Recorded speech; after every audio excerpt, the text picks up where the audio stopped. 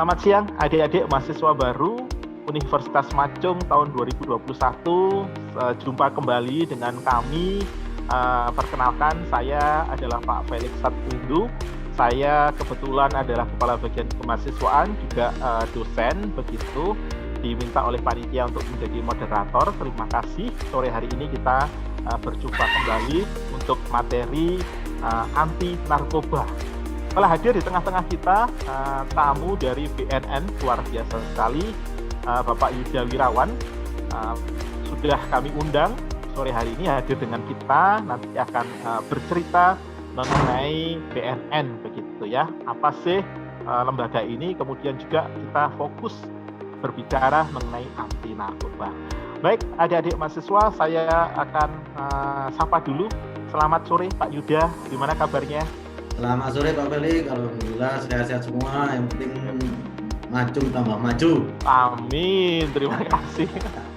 Iya, jadi adik-adik mahasiswa saya perkenalkan dulu Pak Yuda ini nama lengkapnya adalah Yuda Wirawan, SEMM.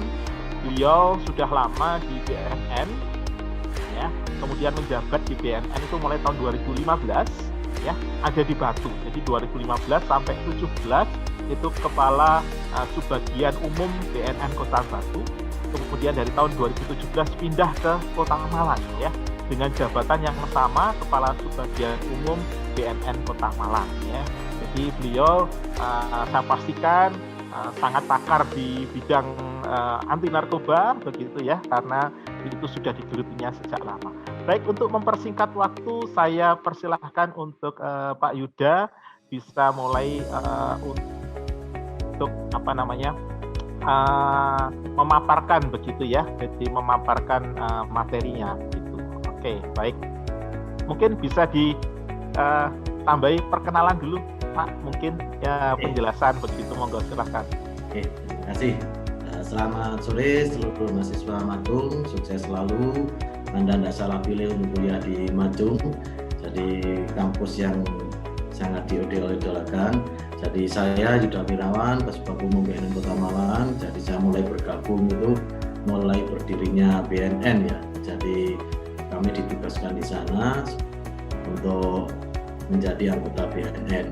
Itu. Jadi awalnya kita di BNN Kota Batu, selanjutnya kita ke BNN Kota Malang. Itu yang perkenalan saya. Jadi nanti adik-adik atau dari Macung kalau mau ke kantor silakan. Saya sangat bisa sekali, saya senang sekali kalau ada mahasiswa mau bersilaturahmi ke Macung, biar tahu lah kantornya BNN Kota Malang itu di mana, terus tugas pentingnya apa di sana, fasilitasnya apa aja, nanti bisa langsung menanyakan ke kami di kantor langsung. Mungkin itu aja perkenalan dari saya Pak Felix. Mungkin langsung aja ke materi.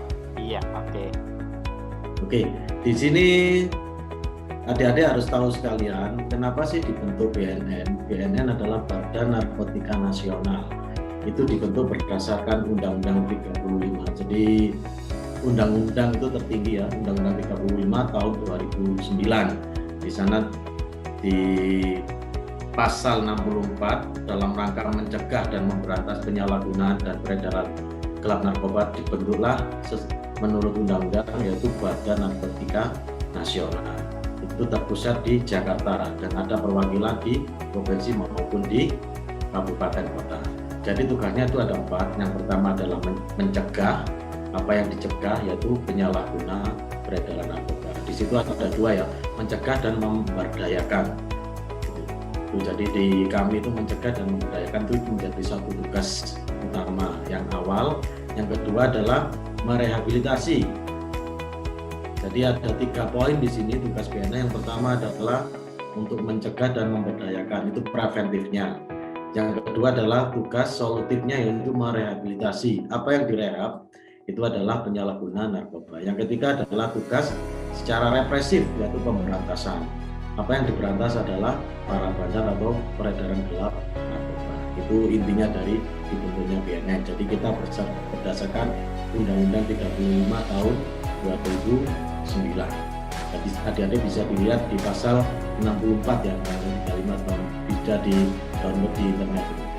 Mungkin next langsung ke narkotika mungkin Pak, mungkin biar waktunya cukup.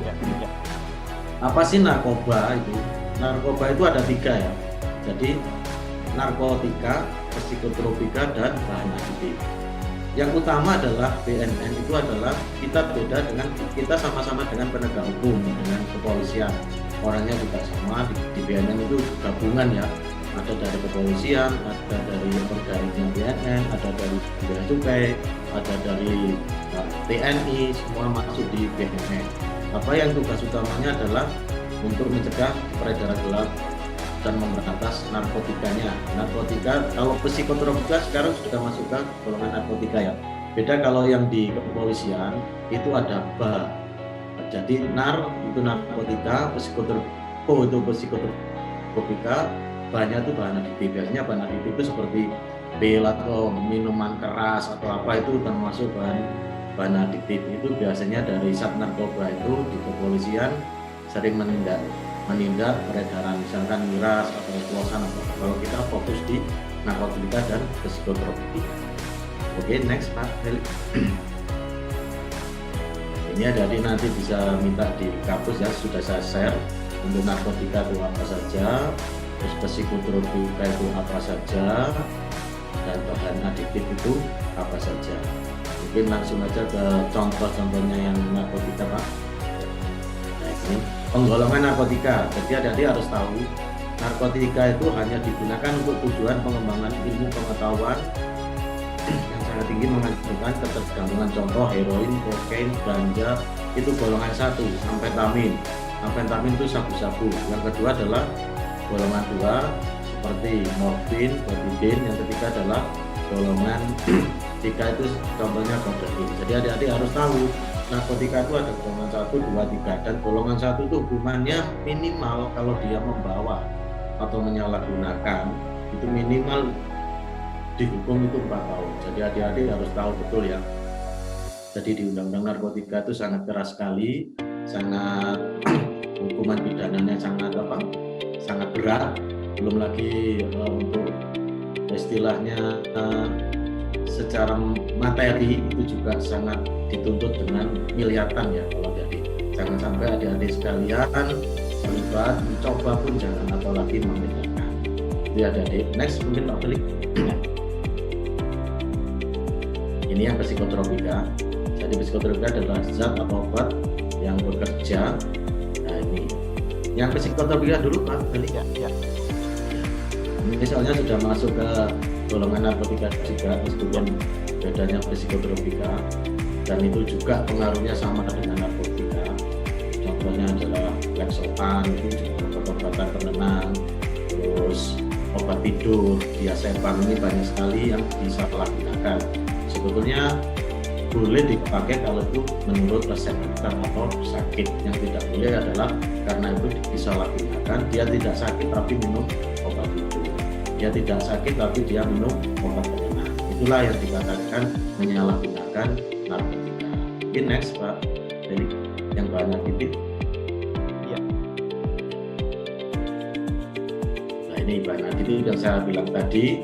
Mungkin ini di Sat Narkoba Polres biasanya juga sering menggerebek ya toko-toko minuman beralkohol. Terus itu seperti misalkan obat-obat yang obat penenang seperti yang di obat pil koplo ya. Pil koplo itu juga biasanya itu pil koplo itu sebetulnya itu obat penenang untuk anjing gila. Ternyata banyak sekali yang digunakan penyalahguna itu dibunuh. Karena apa? Harganya juga murah. 10.000 aja itu sudah dapat 10 tik, bisa sampai 11 tik atau 10 tik itu 10 biji Pak. Iya. 11. Nah itu sebetulnya untuk dikonsumsi untuk binatang anjing gila, ternyata dikonsumsi untuk manusia. Iya. Karena untuk apa? Untuk mengambil efeknya ya. Iya. Di sini ada lagi ya rokok, kopi. Sebetulnya ini kan memang tidak dilarang, rokok juga kan. Iya. Betul.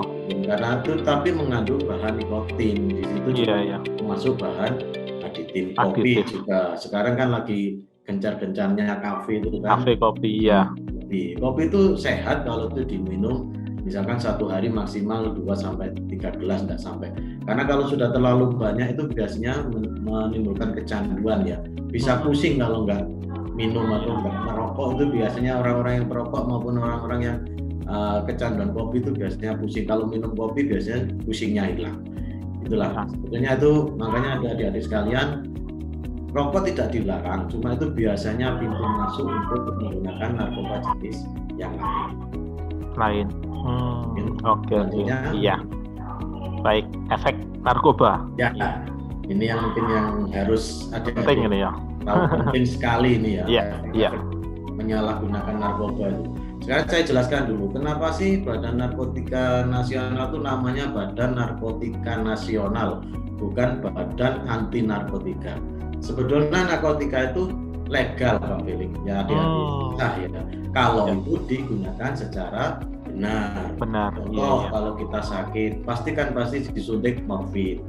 Karena itu adalah obat penghilang rasa. Contoh kita sakit, pasti obatnya itu mengandung obat tidur. Karena kalau orang sakit kan harus banyak tidur, istirahat. Nah, itu. Tapi yang banyak kan ini disalahgunakan, dan itu kesempatan untuk pengedar untuk menjual, karena nilainya juga sangat tinggi ya secara ekonomis. Kita tidak akan menjelaskan nilai ekonominya karena nanti itu berpengaruh efek yang jelek ya. Contoh efek narkoba itu satu, depresan. Depresan itu menekan sistem saraf pusat, memperlambat aktivitas fungsional tubuh sehingga memberikan efek relaksasi, tidur, tidak sadarkan diri. Contohnya kalau memakai morfin, heroin, ganja. Terus stimulan, yaitu meningkatkan aktivitas sistem saraf pusat yang merangsang fungsi tubuh sehingga meningkatkan sensasi euforia yang bergairah. Contoh sabu, ekstasi, kafein, kokain. Jadi orang pakai sabu itu biasanya malah dia sehat, tidak capek biasanya. Makanya banyak sekali artis-artis atau yang istilahnya public figure itu kenapa dia pakai sabu, karena memang kerjanya ya kayak gitu dari pagi sampai pagi. Kalau nilai komersil uangnya memang bayarannya besar sekali, tapi sebetulnya tubuh itu kan punya rasa capek, tidak bisa dipaksa ya, berarti harus istirahat. Kenapa dia mengkonsumsi sabu? Karena itu untuk istilahnya untuk meningkatkan ketahanan tubuhnya dia tidak akan capek, tidak akan merasa lelah karena dia memakai narkotika. Jadi dia kan mungkin syutingnya pagi, nanti sampai malam siang syuting lagi pagi. Itulah makanya dari teman-teman public figure itu kebanyakan memakai narkotika jenis sabu-sabu. Yang ketiga mungkin halusinogen ya, bukan daya menggunakan hal seperti psikologi. Itu ya rekan-rekan kalian, tapi sekarang tolong diperhatikan efek-efek jeleknya dari menyalahgunakan narkoba, stimulan maupun halusinogen. Mungkin langsung ke ciri-cirinya pemakai, Pak. Oke, baik. Ciri-ciri pemakai. Ini enggak ya? Ini. Oke. Dilihat secara fisik aja. Kalau kita sudah biasa melihat penyalahguna ya Pak Fadik ya. Itu biasanya pasti orangnya kurus, itu pasti sudah. Kurus, kering gitu ya. Kering, terus jarang mandi biasanya gitu, malas. Terus apalagi dia kusut ya. Terus kulitnya itu seperti yang bilang Pak Fadik tadi, kering ya. Jadi kering ya. Tidak cerah lah. Lihat aja contoh artis-artis yang sekarang kena itu. Kalau dia tidak, misalkan dia tidak memakai atau apa, kalau dia polosan pasti akan kelihatan dia memakai. Makanya itu agak cekung, sayu. Sayu. Itulah salah satu efek yang sangat berbahaya bagi penyalahguna narkoba. Dia umurnya misalkan 30, dia bisa kelihatan seperti umur 50 karena itu akan merusak seluruh tubuh ya. Jadi minta tolong dijelaskan Pak Felix ke rekan-rekan kalian. Jadi kalau menyalahgunakan itu ada 3 ya. Pertama itu coba pakai. Yang kedua teratur pakai. Yang ketiga adalah pecandu. Yang harus kita sosialisasikan ke adik-adik. Jangan sampai lah sekali-kali dia mencoba pakai. Kalau dia akan mencoba pakai, dia akan meningkat menjadi teratur pakai. Kalau terlalu pakai dia pasti akan menjadi pecandu. Kalau sudah pecandu itu meskipun direhab itu susah ya, susah disembuhkan ya, karena tubuhnya yang minta. Misalkan sekarang dia coba pakai, dia pakai sabu hanya 0,1 gram misalnya. Kalau dia terus, dia akan teratur pakai, dia akan tubuhnya minta dikasih 0,1 gram itu rasanya tidak enak. Berarti dia akan meningkat gramnya, bisa menjadi 0,2 atau 0,3 dan selanjutnya terus sampai dia menjadi pecandu, dan kalau tidak memakai dia akan sakau ya. Itulah yang karena menyebabkan kematian. Iya. Next, Pak Felix. Oke, baik. Ya, ini yang dampak psikologisnya yang saya bilang tadi, mudah cemas, ceroboh, pemarah, pemurung, rendah diri, kadang dia tidak mau berteman dengan yang lain. Teman, ya. Sebenarnya mudah kalau dilihat dari sektor fisiknya maupun psikisnya ya. Iya. Mungkin selanjutnya mungkin. Iya, baik. Nah ini dampak sosial ini yang lebih berbahaya lagi. Kalau dia sudah memakai menjadi pecandu, biasanya dia akan masalah finansial tuh pasti. Dia sering menjual apa yang ada, dia sering bohong untuk orang tuanya minta uang, ternyata itu untuk dipakai untuk membeli narkoba. Iya, narkoba. Nah, dia pastilah dia tidak akan secara sosial dia tidak akan tenang ya. Pasti dia. Terus kalau tidak punya uang, dia akan sama bandar akan dililit menjadi pengedar. Itu pasti. Pengedar. Itu rangkaian ya. Sama bandar itu biasanya dicoba. Habis itu kalau dia sudah kecanduan, tidak bisa beli, dia akan dikasih, tapi dengan persyaratan dia harus bisa menjual. Mengedarkan, menjual. Itulah yang berbahaya. Jadi ada dampak fisiknya, dampak psikisnya maupun dampak sosial. Iya. Oke, next mungkin. Nah ini yang mungkin sebelum ke tindak pidana narkotika ini kursi presiden. Jadi pada waktu tahun 2018 waktu kita istilahnya memperingati Hari Anti Narkotika Internasional, Bapak Presiden sendiri langsung memerintahkan jadi kepada seluruhnya para menteri, sekretaris kabinet atau yang lain, ini salah satu dari yang mensukseskan instruksi presiden adalah Universitas Madung seperti sekarang ini Pak Felix. Jadi mengadakan sosialisasi, mengadakan kegiatan untuk mencegah mencegah penyalahgunaan maupun peredaran narkoba di Kota Malang khususnya ya. Salah satu melaksanakan instruksi presiden. Yang terbaru Mara Impres ini nomor 2 tahun 2020 kemarin, baru akhir tahun sudah ditandatangani juga Bapak Presiden, seluruh stakeholder baik itu swasta, pemerintah, TNI, Polri itu harus melaksanakan instruksi presiden dalam mencegah dan memberantas penyalahgunaan dan peredaran gelap narkoba di seluruh Indonesia.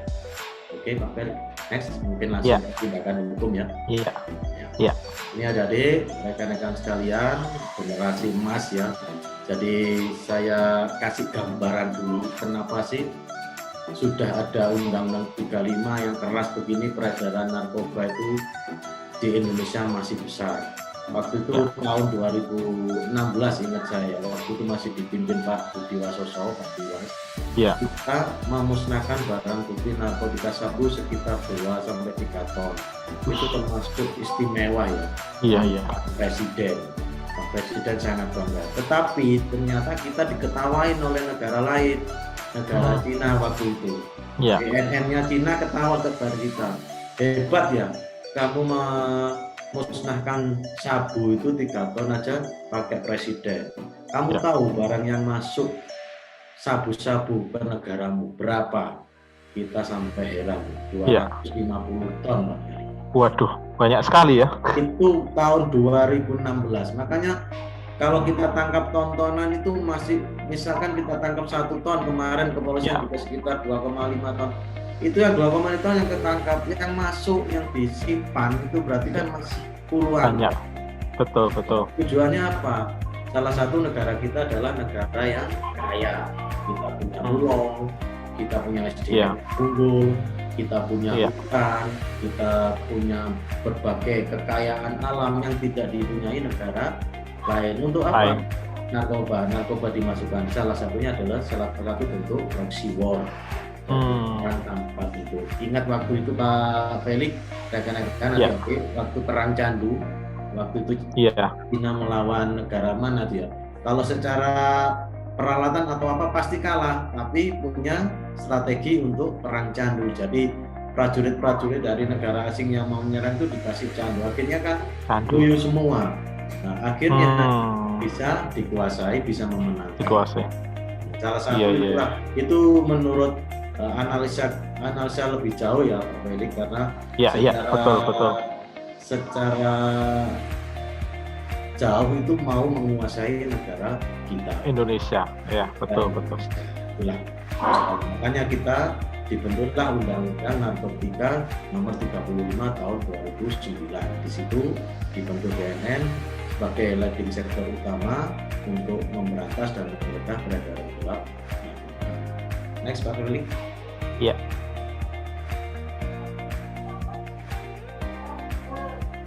Mungkin bisa dibaca saja, mungkin selanjutnya. Iya. Ini yang saya bilang tadi. Iya. Tujuan. Kenapa narkotika itu masih istilahnya tidak dilarang? Kenapa juga ada Undang-Undang 35? Inilah menjamin ketersediaan narkotika, tapi untuk pelayanan kesehatan, untuk penelitian atau untuk pengetahuan, untuk mencegah dan melindungi masyarakat dari penyalahguna narkoba. Yang ketiga, membatas peredaran gelap narkoba dan prekursor lainnya. Yang keempat adalah menjamin pengaturan upaya rehab bagi penyalahguna dan kecanduan. Jadi BNN termasuk lembaga yang istimewa, adik-adik ya. Di situ saya bilang dari awal kita ada represifnya yaitu memberantas, kita ada selektifnya merehab itu dijamin undang-undang adik-adik. Jadi penyalahguna itu wajib direhabilitasi, baik rehab sosial maupun rehab medis. Jadi kalau misalkan ada kita nggak menginginkan ya dari keluarga atau dari tetangga atau dari apa, misalkan ada yang kelihatan itu menyalahgunakan narkoba, segera laporkan ke kami. Nanti kita asesmen, kita akan lihat dia masuk kategori pecandu atau coba-coba atau apa, dan itu adalah bisa kita rehab, itu dilindungi undang-undang sebelum menjadi TO atau target dari penegak hukum yang lain. Jadi kasihan ya nanti kalau adik-adik tahu, Pak Felix tahu, kita kan sering melapas lowong-lowong. Betul. Tempuhannya itu cuma 1.500-an. Iya. Sampai 3.300 lebih. Bayangkan. Betul. Sel itu harusnya normalnya itu diisi 8 orang, ternyata sampai 25 orang. Satu sel itu. Dan 80% itu kejahatan narkoba. Iya. Kalau kita bisa menyelamatkan penyalahguna itu, kita rehab, tidak kita pidana, kan bisa berarti juga meringankan tugas. Iya. Dari lapas ya. Iya. Tidak sampai penuh kayak gitu. Karena untuk membiayai binaan itu miliaran. Jadi kita tahu sendiri makannya saja satu hari sudah berapa. Belum lagi operasional yang lain. Kalau itu bisa untuk menyelamatkan dan itu bisa dikatakan kita berhasil, adalah penyalahguna itu tidak ada, peredaran pun tidak ada, meskipun kita agak sulit ya, tidak akan hilang sampai sekarang pun kita masih berusaha keras untuk mencegah dan memberantas. Oke, next Pak Felix. Iya. Nah, itu mungkin gambaran sedikit aja. Nanti bisa dibaca. Saya bilang tadi, menanam, memelihara, memiliki, menyimpan, menguasai atau menyediakan narkotika golongan 1 yang saya bilang tadi, contohnya seperti ganja, minimal 4 tahun, paling lama 4 tahun, denda 800 juta sampai 8 miliar. Itu pasal 111 ayat 2. Ayat 1. Yang ayat 2, beratnya melebihi 1 kilogram atau melebihi 5 batang pohon, itu minimal 5 tahun. Kita pernah itu tangkap di daerah Saud Jajar ya Pak Felix, kita itu kita buka kos-kosan itu di dalamnya lemarinya tuh menanam, dan itu lebih dari 5 batang pohon hidup, dan itu hidup subur di daerah sawah. Jadi di kos-kosan. Jadi lemarinya itu dimodifikasi, ada exhaust fan-nya, terus ada lampu matahari atau apa. Nah itu ternyata ganja itu kan mudah untuk ditanam. Padahal itu sangat berat hukumannya kalau memang memiliki ataupun memakai maupun mengedarkan itu sangat berat sekali. Ini memang harus saya terangkan ke adik-adik. Inilah ketentuan pidana. Jangan sampai menyalahgunakan. Memiliki aja itu sudah bisa dituntut 4 tahun. Kalau 112 menanam, memelihara, memiliki, menyimpan, menguasai, menyediakan narkotika 1 minimal 4 tahun sampai 2 tahun. Ini yang golongan 1. Next, kembali.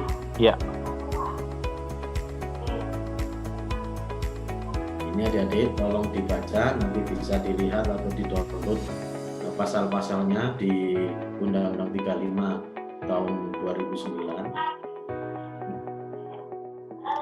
Memiliki, menyimpan, menguasai prekursor narkotika atau pembuatan narkotika. Next, Pak Balik. Jadi ini bisa dilihat terus. Nah ini yang perlu saya terangkan juga. Ini yang tugas BNN yang lebih spesial lagi. Ini yang dikatakan solutif ya. Kita ada pasal 54 di Undang-Undang 35 tahun 2009. Pecandu narkotika dan korban penyalahgunaan narkotika wajib menjalani rehabilitasi medis dan rehabilitasi sosial. Jadi jangan malu ya adik-adik sekalian, kalau memang ada keluarga, ada teman, silakan bawa ke BNN supaya nanti kita akan melaksanakan asesmen di sana.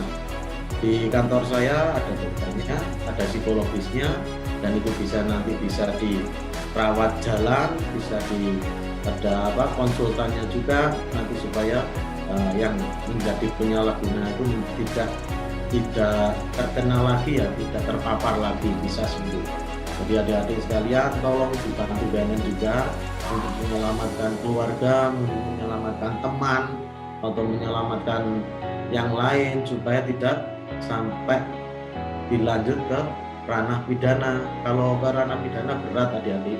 Jadi belum lagi nanti prosesnya di kepolisian atau di BNN sendiri, nanti belum lagi di kejaksaan, belum lagi nanti di hakim, nanti belum lagi menjalani di lapas, itu sangat berat sekali. Jadi tolong ini istilahnya disosialisasikan ke teman-teman yang lain, ke orang-orang yang lain supaya bahwa di BNN itu bisa direhab, dan itu gratis ada itu.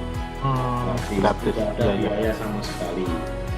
Yang penting setelah menjalani proses rehabilitasi jangan kembali melakukan kejahatan menyalahgunakan atau mengedarkan. Jadi percuma, nanti tetap aja kan prosesnya akan selanjutnya kan proses ke pidananya. Berarti kan dia tidak kapok ya, sudah dilaksanakan rehabilitasi, ditolong, tetapi ternyata tetap saja tidak bisa sembuh.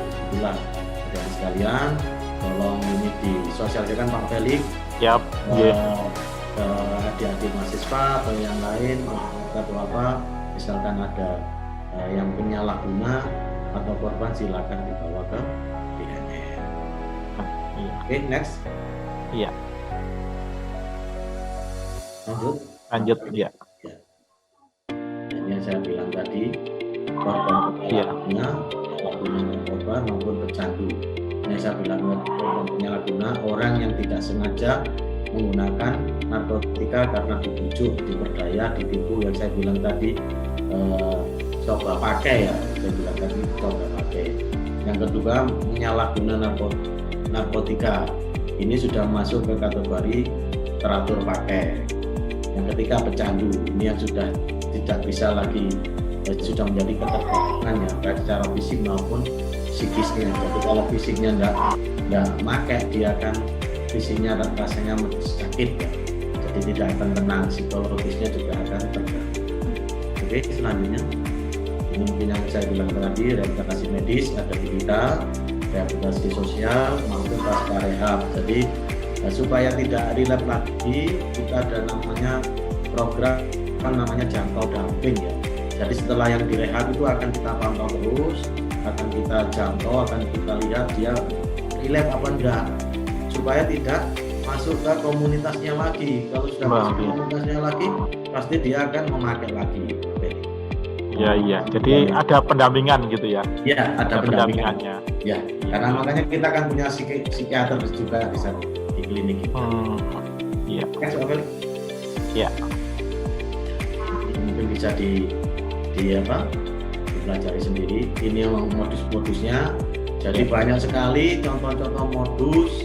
Yang terakhir kemarin aja kita tangkap daerah Madura ya. Baru kemarin itu kita tangkap itu masuk ke dalam kayak dibungkus masuk ke bungkusan kirim tembakau ya, banyak sekali.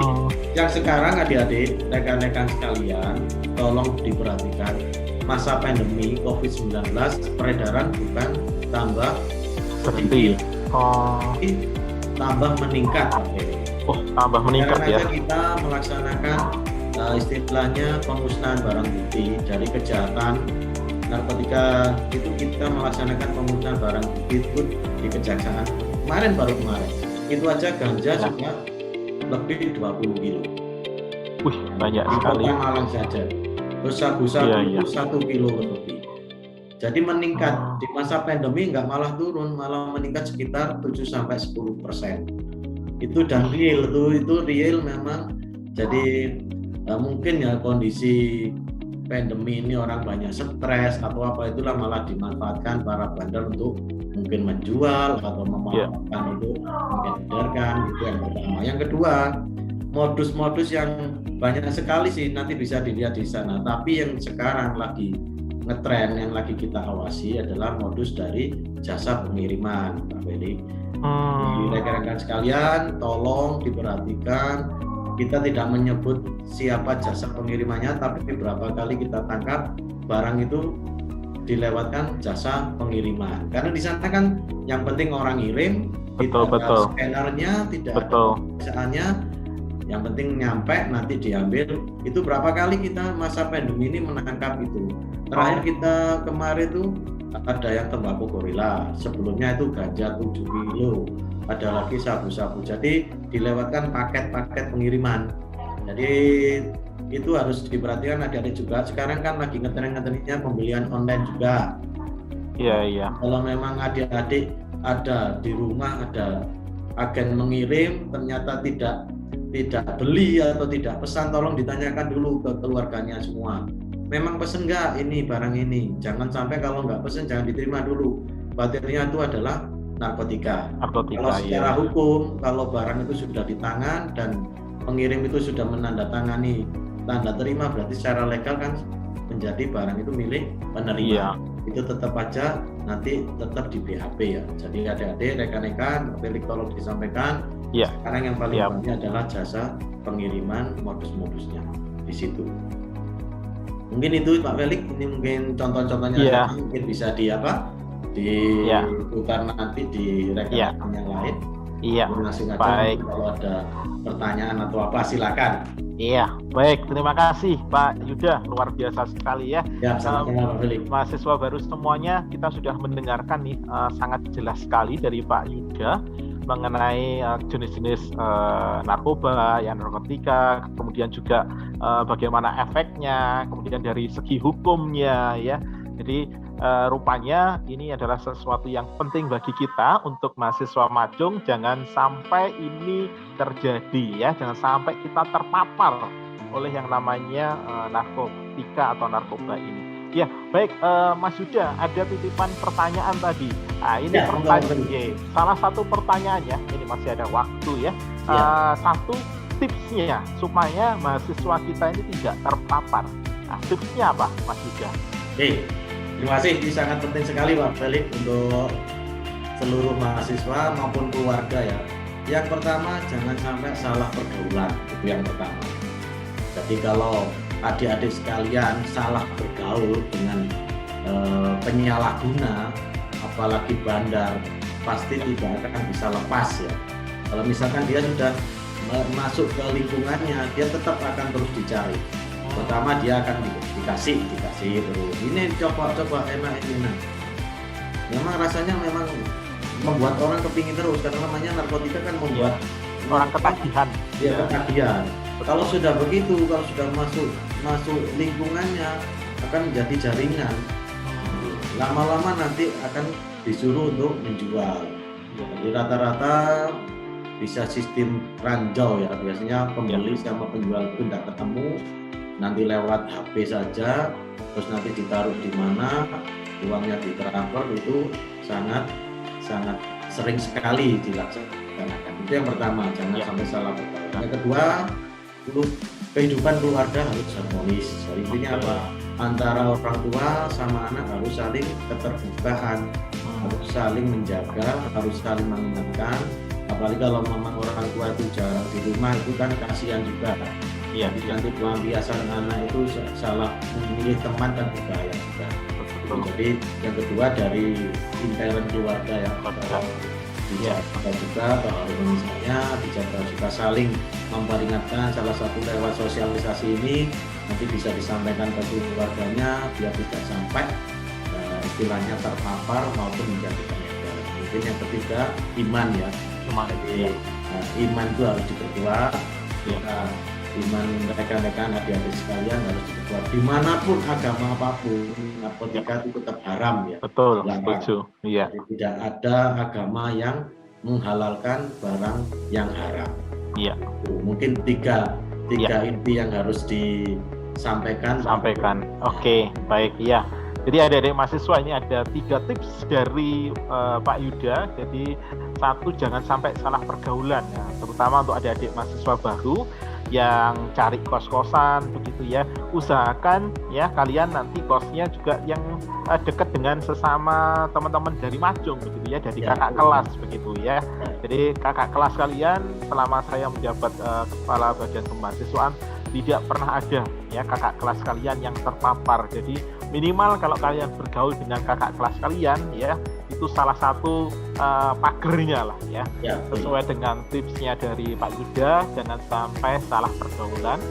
Yang kedua tentu keluarga harus harmonis supaya saling memperhatikan, dan yang ketiga adalah iman. Ya, oke, baik, terima kasih Mas Yuda. Pertanyaan yang kedua, masih ada waktu 5 menit dari saya. Yang kedua begini, kenapa sih kami mahasiswa Majung, mahasiswa baru juga, itu harus bersinergi dengan BNN, artinya ikut serta untuk berkampanye anti narkoba? Kira-kira supaya apa, Mas? Untuk kami begitu ya. Terima kasih. Jadi saya yang pertama itu sangat mengucapkan terima kasih sekali ada program ini, Bang Felix. Jadi secara resmi tercatat bahwa Kota Majung sudah melaksanakan instruksi Presiden nomor 2 tahun 2020. Jadi di situ sudah jadi nanti adik-adik bisa di-download ya, Impres nomor 2 tahun 2020 tentang pencegahan dan pemberantasan penyalahgunaan narkoba di Indonesia. Itu tidak hanya kita sebagai leading sector, tapi seluruhnya stakeholder, baik itu pegawai negeri, baik itu swasta, TNI, Polri, wajib melaksanakan rencana aksi untuk mencegah dan memberantas penyalahgunaan narkoba. Itu yang pertama. Jadi terus yang kedua, mungkin ini bagus sekali untuk kita Majung, karena tuh membentengi diri ya, supaya mahasiswa itu tidak sampai terpapar, dan itu adalah membantu tugas BNN. Makanya nanti kalau bisa di Universitas Majung dibentuklah Satgas Anti Narkoba ya di sana. Nanti akan kita bina itu. Jadi tim pencegahan nanti akan selalu membina di sana. Jadi nanti seperti universitas yang lain sudah membentuk Satgas Anti Narkoba. Di sana tugasnya adalah membantu BNN untuk mensosialisasikan bahaya tentang narkoba.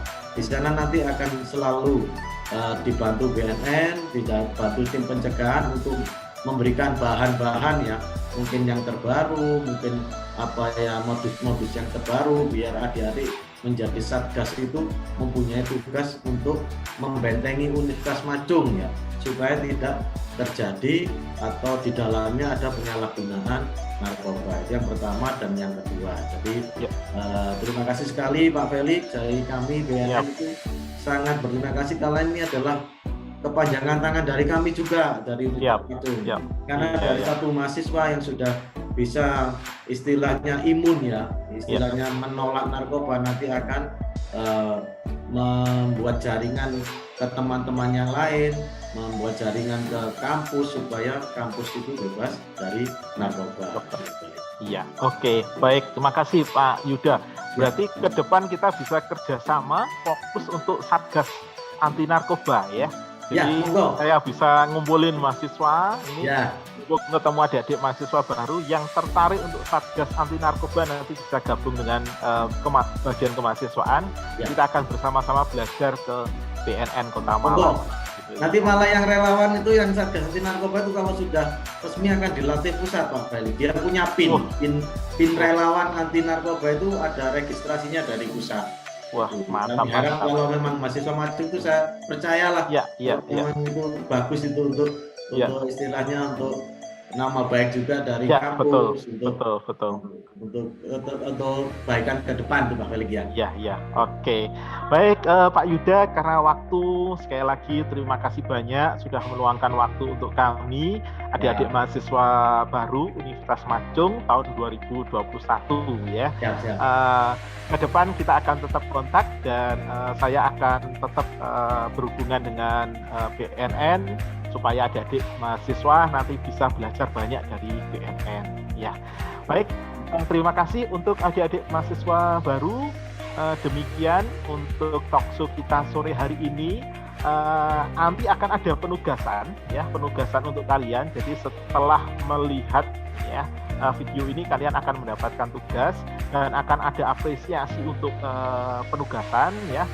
Seperti apa penugasannya? Nanti akan kita lihat di dalam bagian pengumuman. Jadi setelah video ini akan ada pengumuman untuk penugasan. Baik Pak Yuda, saya selaku pendamping mahasiswa mewakili Universitas Machung mengucapkan sekali lagi terima kasih sebesar-besarnya kepada Pak Yuda. Salam buat teman-teman BNN dan kita akan berjumpa kembali tahun depan. Kita akan repoti BNN. Kami tunggu Pak Felix. Untuk sosialisasi kembali. Jadi supaya mahasiswa baru secara kontinu akan mendapatkan informasi yang berharga. Terima kasih. Sampai sukses jumpa. untuk Machung. Sama-sama. Selamat sore. Sampai berjumpa kembali. Ya.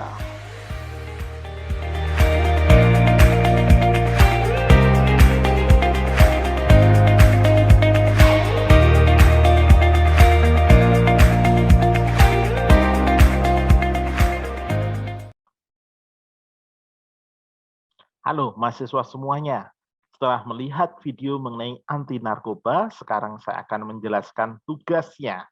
Tugasnya apa, adik-adik mahasiswa? Tugasnya adalah membuat video di IG. Boleh di feed-nya, IGTV, atau di Reels-nya. Ya, dengan ketentuan sebagai berikut. A. Durasi video minimal 1 menit. Tidak boleh kurang dari 1 menit. Ya. B. Video berisi rangkuman materi. Jadi apa saja yang kamu dapatkan dari video wawancara tentang anti narkoba yang sudah kalian tonton. Ya. Yang C. Pada akhir video diberi kalimat ajakan anti narkoba. Jangan lupa ya, di akhir video ada ajakan untuk ya anti narkoba, menghindari narkoba.